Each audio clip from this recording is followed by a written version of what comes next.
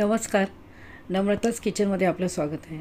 तर आज आपण एक नवा प्रकारचे पेढे करणार आहोत, कॅरमल पेढे. त्याच्यासाठी अगोदर इथे मी 1 कप सुक्का खोबरं घेतलेलं आहे. जे बाजारात भेटतात मी तेच घेतलेलं आहे.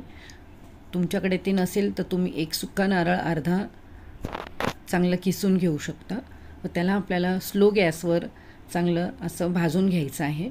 ह्याचं थोडंसं आपल्याला हलकासा रंग बदली करायचा आहे. असं हलका चॉकलेटी कलर आला का आपण हे एका प्लेटमध्ये काढून बाजूला ठेवूया. आता कढई गरमच आहे, गॅस चालू आहे. त्याच्यातच मी अर्धा कप साखर घेतलेली आहे. आपल्याला ही साखर कॅरमल करून घ्यायची आहे. स्लो गॅसवर आपण असंच साखर ठेवून देऊया. थोड्या वेळाने ही वितळली काही चांगली कॅरमलाइज होऊन जाईल. थोडंसं आपण ह्याला असं मिक्स करून घेऊया. साखर चांगली कॅरमलाइज झालेली आहे. आता इथे मी 1 कप दूध घेतलेलं आहे. त्याच्यातलं अर्धं दूध मी ह्याच्यात आता ओतत आहे. आता हे थोड्या वेळाने जसं दूध बॉईल होईल साखर पूर्ण वितळून जाईल. हे बघा पूर्ण वितळलेली आहे.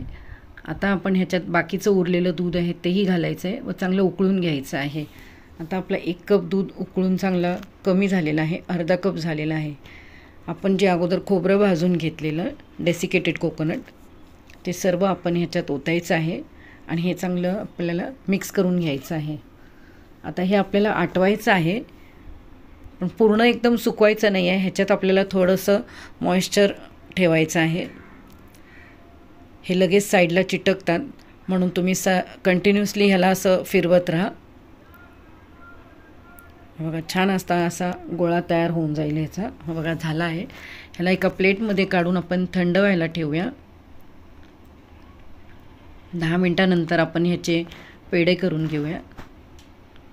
आणि खरंच तुम्हाला सांगते हे पेढे तुम्ही करून बघा, फार छान लागतात चवीला.